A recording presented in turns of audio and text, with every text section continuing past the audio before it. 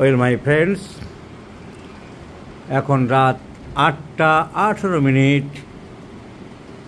পূজা টুজায় আমি খুব একটা বেরোই না, কিন্তু মানুষ যায়, ঘুরে বেড়ায়। আর আমাদের রোগীরা অনেকে দেখেছে, আমার ভিডিও দ্বারা দেখে, আমাদের দুনিয়ার ডাক্তাররা আমাদের এই গেট দিয়ে ঢুকে এই জায়গাটায় জ্যাম করে একেবারে সামনে দাঁড়িয়ে থেকে। তাই কাল গভীর রাত পর্যন্ত পরিকল্পনা করে ওই ব্যারিকেড দিয়েছে পুলিশের মতো, যে ওই দিক থেকে এই দিকে আসা বারণ, এইখানে দাঁড়ানো যাবে না। কিন্তু যাই হোক, আজ ষষ্ঠী পুজো, দুর্গা পূজার দ্বিতীয় দিন, কিন্তু আমাদের এই যে বাচ্চা মেয়েটা বসে আছে, এক্ষুনি ফ্যাক ফ্যাক করে হাসবে। আমাদের এখনও লোকজন এসে বসেই আছে, আমার মুক্তি নেই। কিন্তু এই লোকজন দেখানো মুক্তি নেই বলাটা উদ্দেশ্য নয় এই ভিডিওটায়। এই ভিডিওটা একটা খুব ইন্টারেস্টিং ভিডিও। কি, এই যে ভদ্রলোক দেখছেন, এই ভদ্রলোক অ্যালোপ্যাথিক একটা বড় নামকরা হসপিটালে চাকরি করে। ডাক্তার নন, উনি টেকনিক্যাল সাইডে চাকরি করেন। কিন্তু ওনার এক রিলেটিভ খুব সমস্যায় ভুগছে, মানসিক সমস্যায়। তো ন্যাচারালি যেখানে সার্ভিস করে এত বড় একটা মণিপাল হসপিটাল, তো সেখানে ডাক্তারবাবুদের দেখানো হয়েছে। অনেকেই দেখে টেকে বললেন, ওখানেও কিন্তু অনেকে ব্রড মাইন্ডেড মানুষ আছেন, অনেক হোমিওপ্যাথির সাপোর্টে। একজনকে বললেন যে তোমার মাকে হোমিওপ্যাথি ভালো ক্লাসিক্যাল চিকিৎসা করে, তেমন ডাক্তারকে দেখাও। এবং আমি হোমিওপ্যাথি একটু চর্চা করি, আমার মনে হচ্ছে ল্যাকেসিস বলে একটা ওষুধ আসতে পারে, তুমি একটু ওনার সাথে আলোচনা করো। তাই উনি লিখে নিয়ে এসেছেন, উনি সুন্দরভাবে কেস টেকিং কম্পিউটারে লিখে এনেছেন। এইটা শেয়ার করার জন্যে এই ভিডিও আমার, আমি দেখব এটা ফেসবুকে দিচ্ছি, কোন হোমিওপ্যাথিক চিকিৎসক বন্ধুরা কি ওষুধ বলেন তা দেখার জন্য।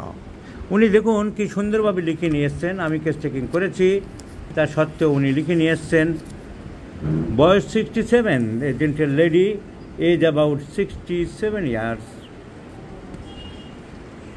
ওদের লাইটটা রিফ্লেকশন হচ্ছে, কোন লাইটটা বন্ধ করলে দেখো তো, এই লাইটটা বারে না পড়ে।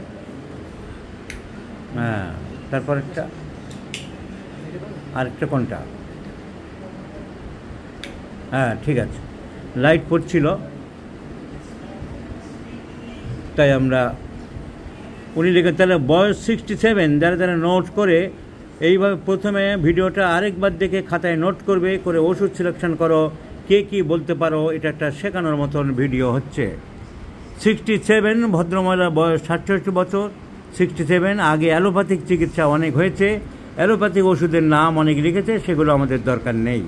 টেস্ট রিপোর্ট সব নর্মাল, শুধু হালকা হাইপোক্যালেমিয়া আছে, ইসিজি লো ভোল্টেজ।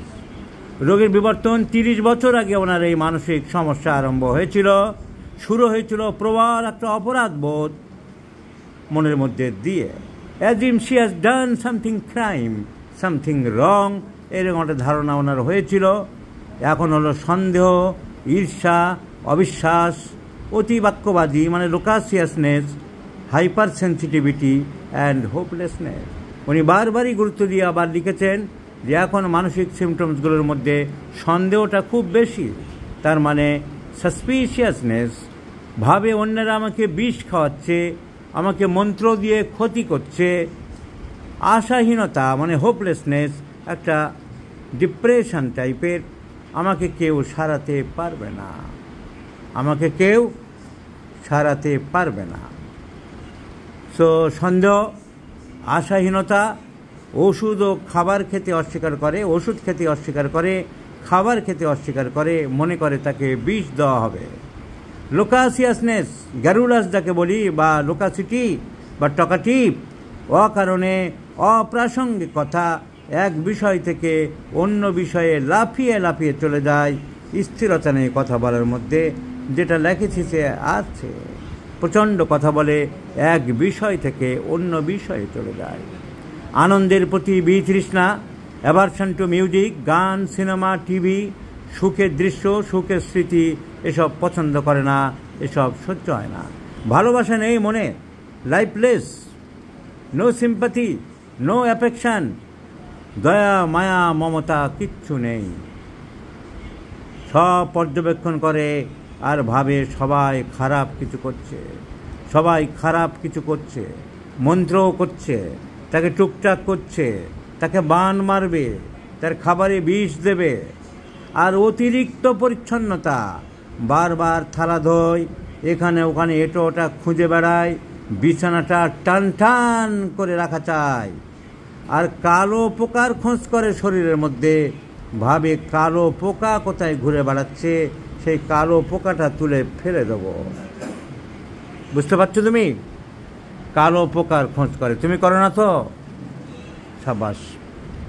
অতি সংবেদনশীলতা, শরীরের যে কোনো স্পর্শে ব্যথা, মাথায় তেল, চুল, মাথায় চুলে স্পর্শ সহ্য হয় না, সেন্সিটিভ টু টাচ, কোনো গন্ধ সহ্য হয় না, that means sensitive two strong smelling or external manifestations. ফ্যানের হাওয়া সহ্য হয় না, বলে বুকের পাঁজর। তোমাকে, তুমি আবার এই মেয়েটি আবার এদিক ওদিক তাকাও, তুমি কথা বলছো, আমার হাত ধরে টানছো, ব্যাপারটা কি? Please come here.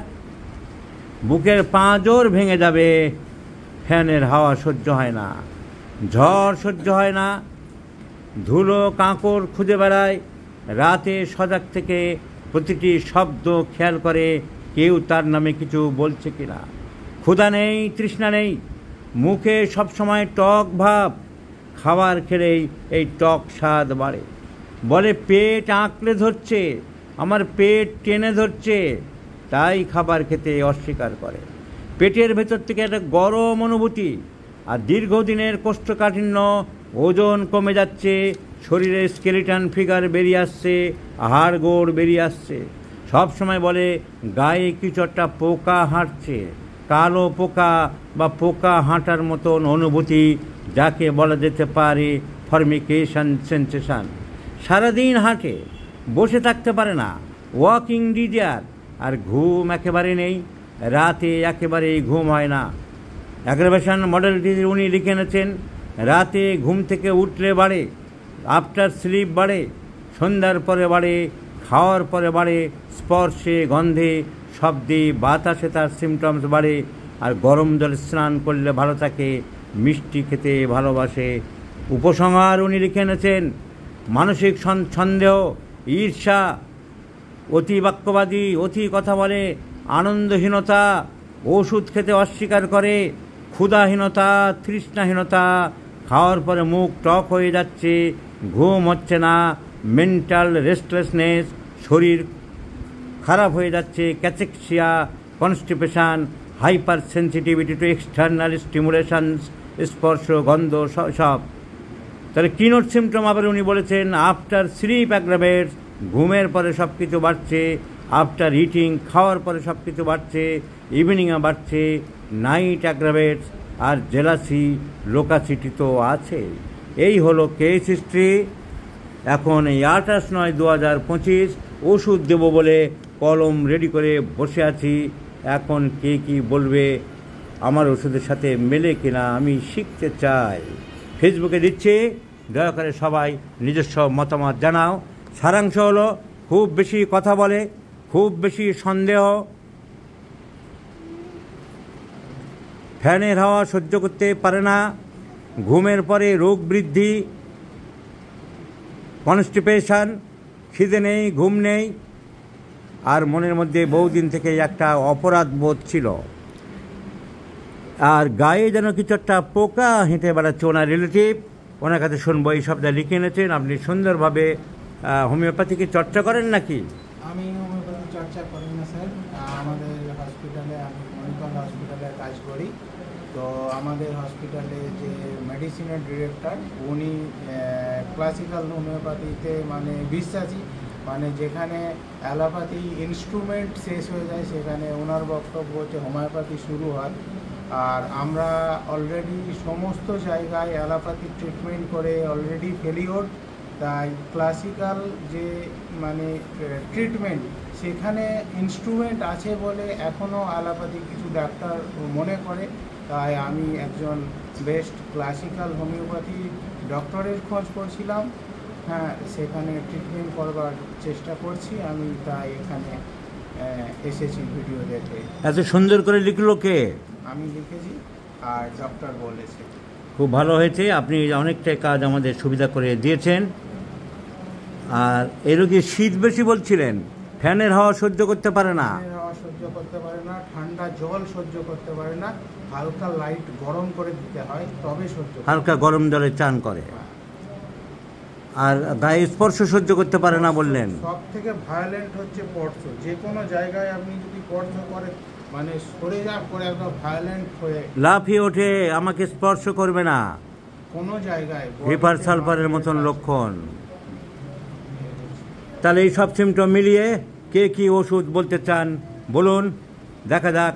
হোমিওপ্যাথিক ফেসবুকে হোমিওপ্যাথিক ডাক্তাররা, অনেক ডাক্তাররা আছে, পায়রার মতন বকুম বকুম বকুম বকুম বকুম বকুম করে থাকে।